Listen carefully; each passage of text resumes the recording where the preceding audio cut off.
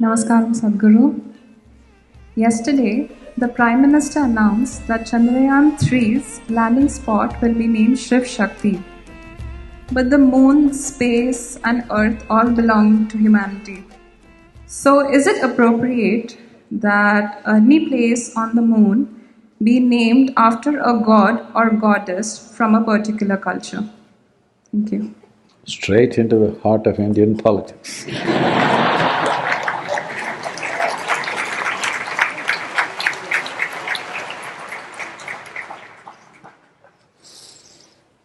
Apollo, Luna, Saturn, Mercury, Neptune, Venus, what are all these?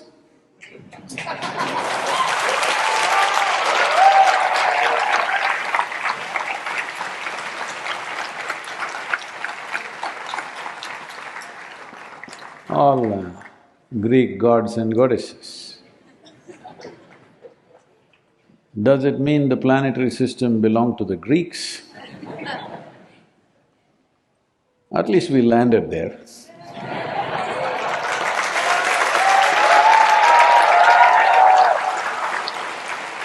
So, I'm very impressed that these days political leadership seems to have this level of wisdom.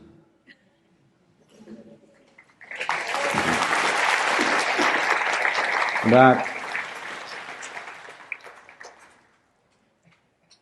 first thing you need to understand is Shiva Shakti is not the names of some god and goddess.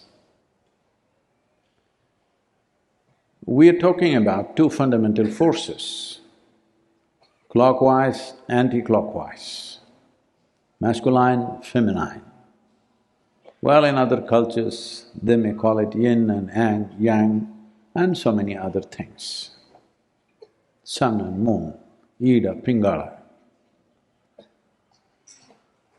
There are many aspects of both science and metaphysics that we can go into, but the important thing you need to understand is that all physical manifestation in this creation happens between two polarities.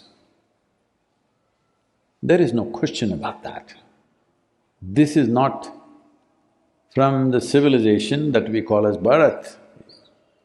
Well, this was the first civilization to speak about, but today modern science has established this beyond any doubt, that everything that is physical is in some kind of rotation or revolution of its own. It's on a spin. So in these spins, if you see, there are only two choices of how everything can spin, clockwise, counterclockwise. They call it up and down, but there are only two choices. It cannot spin in 1,000 different ways, it can only spin in two ways.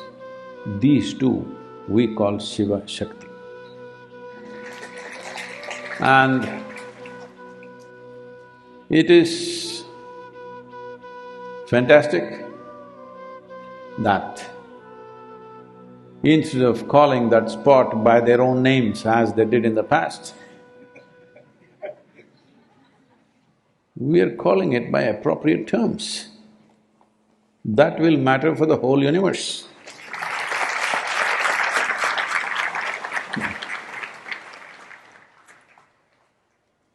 Understanding this and experiencing this within ourselves is the fundamental aspect of yoga. Ida Pingala, Hatha. This is very important. And it is significant that human understanding across the world, thanks to the modern science, recognizing these deeply entrenched civilizational aspects of this part of the world, modern science is slowly, piece by piece, tiny piece by piece at a time, slowly validating its every aspect of it. what was spoken thousands of years ago. Many millennia ago, these things were established. If you do not know this, even something like 2,700 to 3,000 years ago, in this civilization, the study of the planet was called as Bhugol.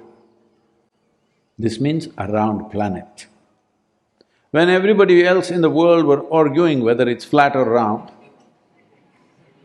here it's well established. There are ancient drawings and paintings where it is shown that planet Earth, a round ball, a globe, on the back of a turtle and going around the sun, when rest of the world, the scriptures of the world, the religions of the world, the cultures of the world and the ignorance of the world was going on saying Earth is the center of the universe. Here, very clearly we depicted planet Earth is going around the sun. And why a turtle back? Because a turtle cannot accelerate by itself. It is going at a steady pace. So planet is not accelerating or decelerating, at a steady pace it's going, that's why our lives are reasonably balanced. I can go on telling you many things, but we'll leave that there. But it's really wonderful, there is a spot on the moon. We cannot see that spot, it's on the south side. There is a spot on the moon which is Shiva Shakti.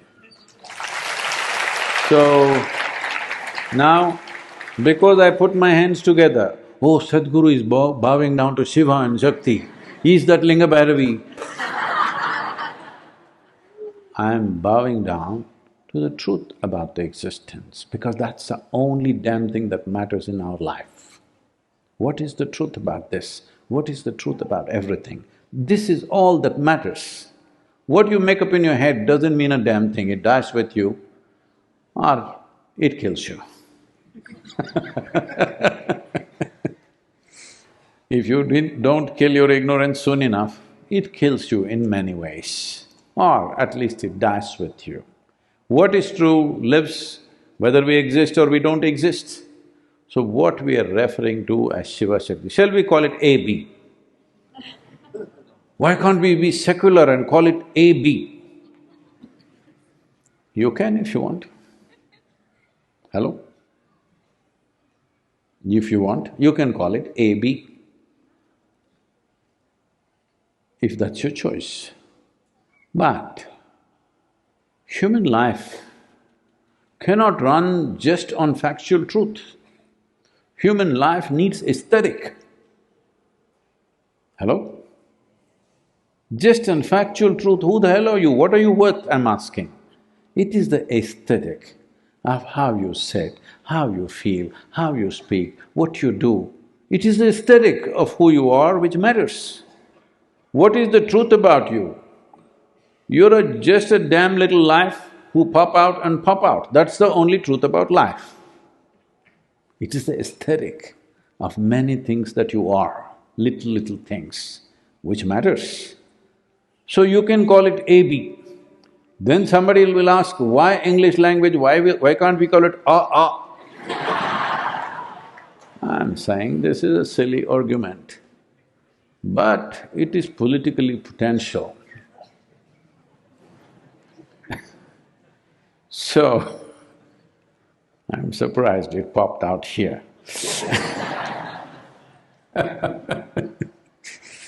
So, Shiva Shakti, the Deepa is your understanding of Shiva Shakti.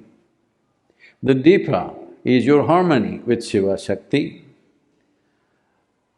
The more synchronized you are with Shiva Shakti, the two spins in your body of clockwise and anti-clockwise within the system of Ida Pingala, the more balance there is between these two, the more equanimous you become, less turbulence you become, and you will become higher level of perception.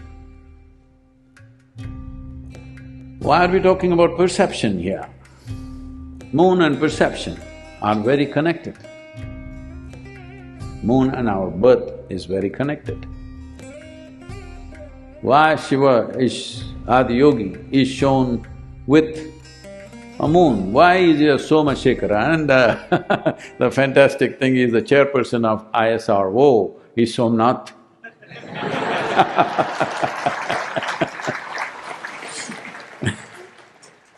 I was talking to him and I said, "How did your parents manage to name you so appropriately?" And he said, "So, Sadhguru, it's Lord Shiva's name, it is not me." That is the humility. With knowledge, people become arrogant. But this is a bunch of people that I've been interacting with for some time now. If you really want to see the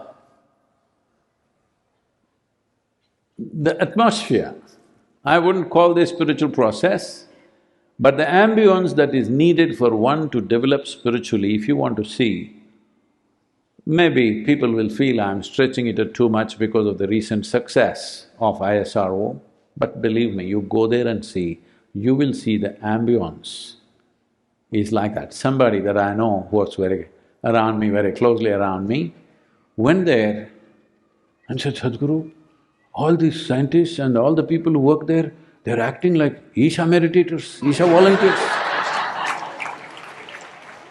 I said, "Yes, I also felt that. They have created the ambience, all they need is a little fire. And they will be there, because if anything has to happen, you need ambience. You need the atmosphere. Things are happening here on this planet because there is atmosphere. Nothing much happening on the moon because there is no atmosphere, you understand that? There is a good atmosphere holding you, like how you were held in your mother's womb. Even today, Mother Earth is holding you in her womb. The pressure, the level of oxygen, the level of different gases, all this is very vital to hold you in place.